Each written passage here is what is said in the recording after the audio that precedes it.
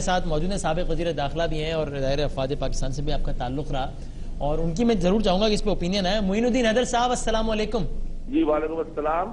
معین صاحب میں آپ کی بڑی اسٹریٹ اوپینین اس پہ جاننا چاہتا ہوں کہ وزیر اعظم صاحب کو یہ بیان نہیں دینا چاہیے تھا یا آئی ایس پی آر کو یہ پریس ریلیز نہیں جاری کرنی چاہیے تھی؟ دیکھیے یہ جو بیان دیا گیا ہے یہ ایک سیریس قسم کا بیان ہے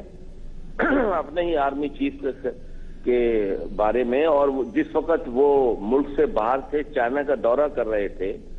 تو ایک غیر ملکی اخبار کو بلا کر یہ بیان دینا کچھ سمجھ نہیں آئی، جس سے کہ ظاہر ہے کہ اس چیز سے یہ معاملہ زیادہ بگڑا ہے یا شروع ہوا ہے۔ اور جب وہ واپس آئے ہیں وہاں پر تو انہوں نے سوچ بچار کے آئی ایس پی آر کے تھرو یہ بیان دیا کہ یہ مناسب نہیں ہے اتنے سیریس چارجز کسی پر لگا دینا اور اپنی ہی ایک ادارے کے خلاف، تو ظاہر ہے کہ اس سے یہ جو ہے یہ ٹینشن اور بڑی ہے کم ہونے کے بجائے۔ تو معین صاحب آپ کو نظر کیا آ رہا ہے، صورتحال کتنی جو ہے وہ خطرناک حد تک آگے بڑھ گئی ہے اور اب اس میں بیچ کا درمیانی راستہ کوئی نظر آ رہا ہے آپ کو؟ جی اگر مطلب کہ لوگ تھوڑا تحمل سے کام لیں اور اپنا سپریم کورٹ کے جو احکام ہیں ان پر عمل کرنا شروع کریں، تو پوری قوم جو ہے وہ اس معاملے میں کافی حد تک متفق ہے کہ سپریم کورٹ جو اپنے این آر او کے بارے میں، باقی چیزوں کے بارے میں اس کے فیصلے ہیں ان کا احترام ہونا چاہیے، اور اگر حکومت اس سلسلے میں اپنے سٹیپس اٹھانا شروع کرے گی جو کہ بالکل آئینی ہوگا اور بالکل صحیح ہوگا، تو ظاہر ہے کہ ٹینشن کم ہونی شروع ہو جائے گی۔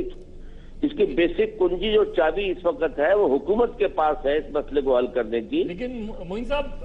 حکومت کا موقف یہ ہے یا پیپلز پارٹی کا موقف یہ ہے کہ سپریم کورٹ کو بھی لاکھوں کیسز میں جو بھی چند کیسز اہم ہو رہے ہیں اور اس پہ سو موٹو بھی جن چیزوں پہ ہوتا ہے اس کا سب کا تعلق حکومت یا ان کے وزراء سے ہوتا ہے، یعنی اور باقی چیزیں نہیں ہو رہی۔ لیکن آپ یہ دیکھیے عوام کے آپ موڈ کو دیکھیے،